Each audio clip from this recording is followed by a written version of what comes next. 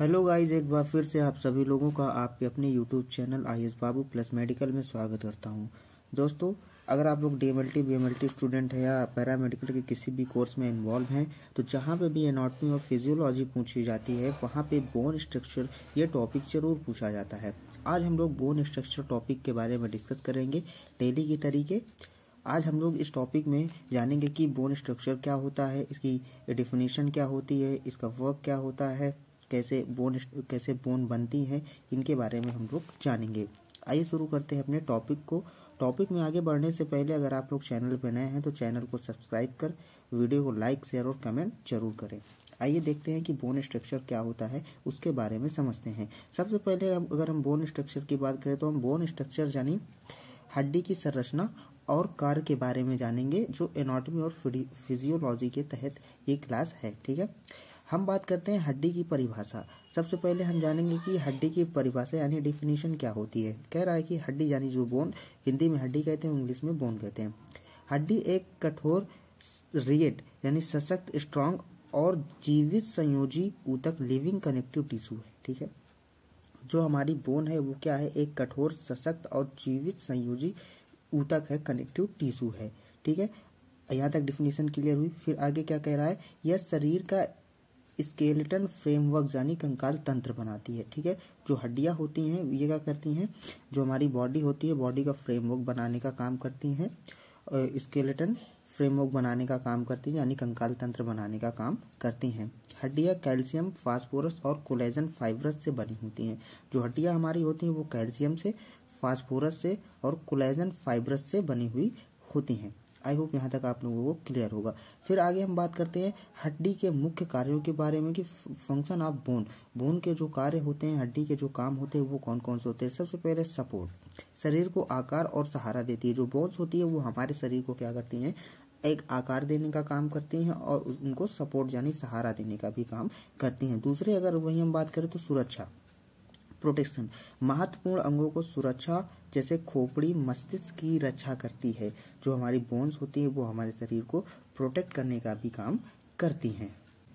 फिर अगले वर्ग की बात करें तो अगला क्या है, मूवमेंट मांसपेशियों के साथ मिलकर गति में मदद करती हैं। गाइस, जो हमारी बोन्स होती हैं वो मसल्स यानी मांसपेशियों के साथ मिलकर गति यानी मूवमेंट करने में क्या करती हैं, हेल्प करती हैं, मदद करती हैं। फिर चौथा क्या कह रहा है, चौथा कह रहा है कि खनिज भंडारण, मिनरल स्टोरेज, कैल्शियम, फास्फोरस और अन्य लवण भी इसमें संग्रहित होते हैं, यानी कि स्टोर होते हैं। कहाँ होते हैं, हड्डियों पे होते हैं। फिर अगला कह रहा है कि पांचवा कह रहा है कि रक्त निर्माण की प्रक्रिया को हम क्या कहते हैं, रक्त निर्माण की प्रक्रिया को कहते हैं हेमाटोपोइसिस। रेड बोन मैरो में RBC, WBC, प्लेटलेट आदि का बनना होता है। ठीक है, जिसे हम क्या कहते हैं, हेमाटोपोइसिस कहते हैं। ये कॉम्पिटिटिव एग्जाम के लिए बहुत ही महत्वपूर्ण क्वेश्चन है। फिर कह रहा है कि वसा भंडारण यानी fat storage, yellow bone marrow में वसा संग्रहित होती है। जो हमारा येलो बोन मैरो होता है उसमें हमारा क्या होता है, फैट स्टोर होता है। ठीक है, और जो हमारा रेड बोन मैरो होता है उसमें RBC, WBC और प्लेटलेट्स का फॉर्मेशन होता है।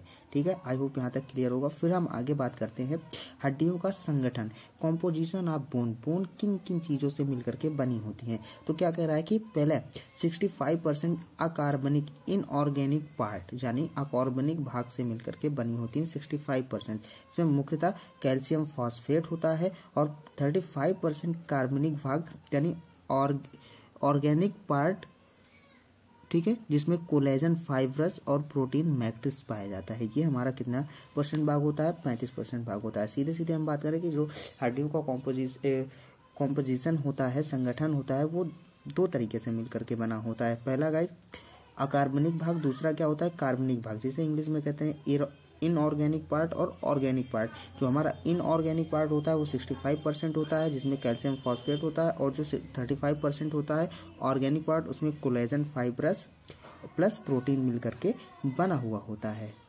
फिर वहीं आगे हम बात करें कि हड्डी का जो कठोरपन होता है, जो हड्डी हार्ड होती है वो कैसे होती है। कैल्शियम और फास्फोरस के कारण जो हमारी हड्डी होती है वो क्या होती है, हड्डियों में कठोरपन होता है और हमारी हड्डी क्या होती है, वो कठोर होती हैं। फिर वहीं आगे बात करते हैं लचीलापन कैसे क्यों होता है, कोलेजन फाइब्रस के कारण क्या होता है, हमारी हड्डियों में लचीलापन होता है। फिर अगर हम आगे बात करें हड्डी की संरचना यानी स्ट्रक्चर ऑफ बोन, बोन की जो संरचना होती है वो कैसे होती है। तो पहला कह रहा है एक आउटर लेयर होती है और एक इनर लेयर होती है, एक बाहरी परत होती है और एक आंतरिक परत होती है। सबसे पहले हम क्या डिस्कस करेंगे, बाहरी परत के बारे में कि हमारी बाहरी परत क्या होती है। बाहरी परत में सबसे पहला आता है पेरिओस्टियम। पेरिओस्टियम क्या होती है, हड्डी को ढकने वाली पतली झिल्ली को हम क्या कहते हैं, पेरिओस्टियम के नाम से जानते हैं। ठीक है, इसमें रक्त वाहिकाएं, नसें और ऑस्टियोब्लास्ट सेल्स, नई हड्डी बनाने वाली कोशिकाएं होती हैं। गाइस, जो नई हड्डी बनाने वाली सेल्स होती हैं उनको हम क्या कहते हैं, ऑस्टियोब्लास्ट सेल कहते हैं। बहुत ही इंपॉर्टेंट ये प्रश्न है। ठीक है, ये एमसीक्यू के बेसिस पे और कंपटीशन के भी लेवल पे ये इम्पोर्टेंट क्वेश्चन है कि जो न्यू फॉर्मेशन ऑफ बोन होती हैं वो कौन सी सेल्स कहलाती हैं, तो ऑस्टियोब्लास्ट सेल्स कहलाती हैं। वहीं अगर हम आगे बात करें कि हड्डी के बढ़ने और मरम्मत में मदद करती है, ये क्या करती है, पेरिओस्टियम क्या करती है कि हड्डी के बढ़ने और मरम्मत करने में मदद करती है। फिर हम सेकेंड नंबर की बात करते हैं कॉम्पैक्ट बोन के बारे में। कॉम्पैक्ट बोन क्या होता है, ये बाहरी कठोर परत होती है। इसमें हैवर्सियन सिस्टम या इसे हम हैवर्सियन कैनाल, जिसे ओस्टियन भी कहा जाता है। ठीक है, ये मजबूती और सहारा देता है। आई होप आप लोग यहाँ तक क्लियर होंगे। बढ़ते हैं आगे। वही अगर हम बात करते हैं आंतरिक स्तर यानी इनर लेयर की बात करते हैं, तो इसमें क्या होता है, स्पंजी बोन। ठीक है, स्पंजी बोन ये क्या करती है कि अंदर जाली जैसी संरचना होती है। जो हमारी स्पंजी बोन होती है इसमें क्या होती है, अंदर जाली जैसी संरचना पाई जाती है। इसमें रेड बोन मैरो पाया जाता है, ब्लड सेल्स का फॉर्मेशन होता है, आरबीसी, डब्ल्यूबीसी और प्लेटलेट्स का क्या होता है, इसमें फॉर्मेशन होता है। आगे हम वही बात करें कि मेडुलरी कैविटी क्या होती है। मेडुलरी कैविटी, जिसे मध्य गुहा कहते हैं, लंबी हड्डियों के अंदर की गुहा को हम मेडुलरी कैविटी कहते हैं। फिर उसके बाद इसमें येलो बोन मैरो, जहाँ पे फैट स्टोरेज रहता है, पाया जाता है। ठीक है, फिर आगे बढ़ते हैं। हड्डी की कोशिकाएं, बोन सेल्स कौन कौन सी होती हैं, ठीक है, उनके बारे में हम लोग जानेंगे। ओस्टियोब्लास्ट, नई सेल बनाने वाली कोशिकाओं को ओस्टियोब्लास्ट कहते हैं। परिपक्व मैच्योर हड्डी कोशिकाएं पोषण और देखभाल करती हैं, उनको हम ऑस्टियोसाइट्स कहते हैं। ठीक है, और ऑस्टियोक्लास्ट पुरानी या क्षतिग्रस्त हड्डी को तोड़ती है और बोन रीऑब्जेक्शन करती है या पुनः निर्माण करती है, उसे हम क्या करते हैं, ऑस्टियोक्लास्ट्स कहते हैं। आई होप आप लोगों को यहाँ तक हड्डी की सेल्स या बोन सेल्स आप लोगों को समझ में आ गई होंगी। वहीं आगे अगर हम बात करें हड्डियों के प्रकार की, कि हड्डियों के प्रकार क्या होते हैं, टाइप्स ऑफ बोन। सबसे पहला प्रकार क्या कह रहा है, आकार के आधार पर सबसे पहला लॉन्ग बोन होता है। लंबी हड्डियां जो कहाँ पाई जाती हैं, जांग और भुजा में जो हड्डियां पाई जाती हैं उन्हें हम क्या कहते हैं, ये लॉन्ग बोन्स होती हैं। जांग में पाई जाती है फीमर और भुजा में पाई जाती है ह्यूमरस। फिर दूसरा हमारा है शॉर्ट बोन, छोटी हड्डियां जो कलाई में पाई जाती हैं और टार्सल्स में पाई जाती हैं। फिर वहीं हम आगे बात करें फ्लैट बोन के बारे में। जो फ्लैट बोन हमारी होती हैं उन्हें हम चपटी हड्डियां कहते हैं। ये खोपड़ी, स्कल्स और पसलियां, रिब्स में पाई जाती हैं, ये हमारी फ्लैट बोन्स होती हैं। वहीं अगर हम इरेगुलर बोन की बात करें तो ये वर्टिब्रा और हायोड बोन होती हैं, जो इरेगुलर बोन होती हैं। ठीक है, सिस्माइड बोन की बात करें, ये हमारी पटेला बोन होती है, जो हम कहाँ पाई जाती है, नी घुटने में पाई जाती है, वो हमारी क्या होती है, सिस्माइड बोन होती है। आई होप यहाँ तक आप लोग क्लियर होंगे। वीडियो में आगे बढ़ने से पहले अगर दोस्तों मैं बता दूं, अगर आप लोग इस तरीके अगर एग्ज़ाम में लिखते हैं तो अगर आपसे 10 नंबर का क्वेश्चन पूछा गया है तो आपको 8 से 9 नंबर देने से कोई रोक नहीं सकता। और अगर 5 नंबर में पूछा जा रहा है तो 5 में 5 नंबर आपको मिल जाएंगे, अगर आप हिंदी में लिखते हैं, ऐसे हिंदी और प्लस इंग्लिश में करके लिखते हैं तो। अब आगे हम बात करते हैं बोन मैरो की। बोन मैरो क्या होता है, बोन मैरो 2 प्रकार का होता है, पहला रेड बोन मैरो और दूसरा yellow bone marrow. Red bone marrow जो होता है उसमें आरबीसी, डब्ल्यूबीसी, प्लेटलेट्स बनता है। येलो बोन मैरो में वसा यानी फैट स्टोरेज होता है। ठीक है, फिर हम आगे बात करते हैं हड्डियों की रक्त आपूर्ति, ब्लड सप्लाई होती है तो क्या होता है, हड्डी अत्यधिक फस्कुलर होती है। इसमें मुख्य स्रोत न्यूट्रिएंट, आर्टरी और पेरियोस्टियल वेसल्स होती हैं। ठीक है, फिर हम आगे बात करते हैं ओसियोफिकेशन, अस्थिरीकरण यानी हड्डी बनने की प्रक्रिया। जो हड्डी बनने की प्रक्रिया होती है वो कैसे होती है उसके बारे में हम देखेंगे। भ्रूण अवस्था में कार्टिलेज से हड्डी में बदलती है।